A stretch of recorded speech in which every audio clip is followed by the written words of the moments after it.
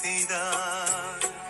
உயிரினை கூட உனக்கே தருவே, உயிரினை கூட உனக்கே தருவே. உனக்கு இணை இங்கு யாரும் உண்டா? பிறவிகள் தோறும் செய்த பாவங்கள் நொடியினில் பஸ்மம் ஆகிறதே, நொடியினில் பஸ்மம் ஆகிறதே. ஓம் சாந்தி. 27/5/2024 காலை முரளி. ஓம் சாந்தி. பாப் தாதா, மதுவனம். சாராம்சம்: இனிய குழந்தைகளே, நினைவில் இருந்தவாறு உணவு சமையுங்கள். அப்போது அவ்வுணவை உண்பவர்களின் இதயம் தூய்மையாகும். பிராமணர்களாகிய உங்களுடைய உணவு மிகவும் தூய்மையானதாக இருக்க வேண்டும். கேள்வி: சத்திய யுகத்திலே மரணம் உங்கள் வாசலுக்கு வராமைக்கு காரணம் என்ன? பதில்: மரணித்து வாழ்வது எவ்வாறு என்பதை சங்கம யுகத்திலே குழந்தைகளாகிய நீங்கள் தந்தையிடம் கற்கின்றீர்கள். மரணித்து வாழ்வது எவ்வாறு என்பதை கற்றிருப்பவர்களின் வாசலுக்கு ஒருபோதும் மரணம் வர முடியாது. எவ்வாறு மரணிப்பது என்பதை கற்பதற்காக நீங்கள் இங்கே வந்திருக்கின்றீர்கள். சத்திய யுகம் அமரத்துவ உலகமாகும்.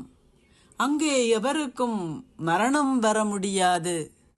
இராவண ராஜ்யம் மரண உலகம் என்பதனாலேயே அனைவரும் அகால மரணத்தை அனுபவம் செய்கின்றார்கள். ஓம் சாந்தி.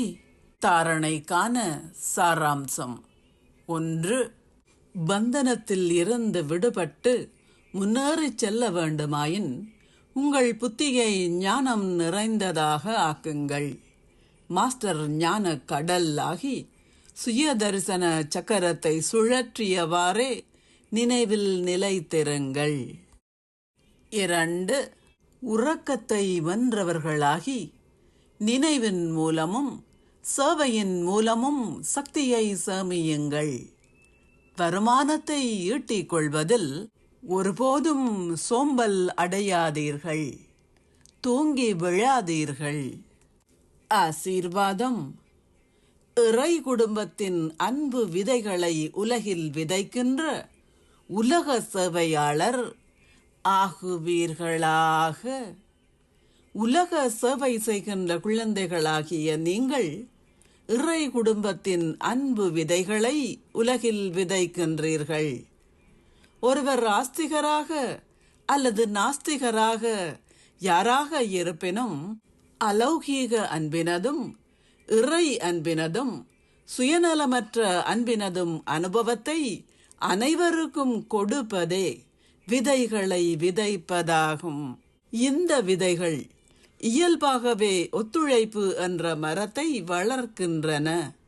அதன் பின்னர் அதன் பலனாக சரியான நேரத்தில் அவர்கள் இலகு யோகிகள் ஆகுவது தென்படும்.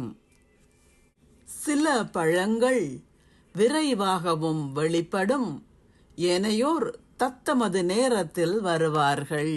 ஸ்லோகம்: அறிவதும் இனங்காண்பதும் பாக்கியத்தை அருள்பவரான தந்தையின் நேரடி குழந்தைகள் ஆகுவதுமே அனைத்திலும் மகாபாக்கியம் ஆகும்.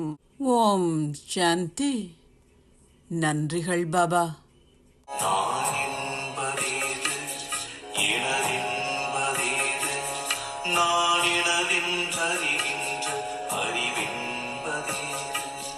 நான்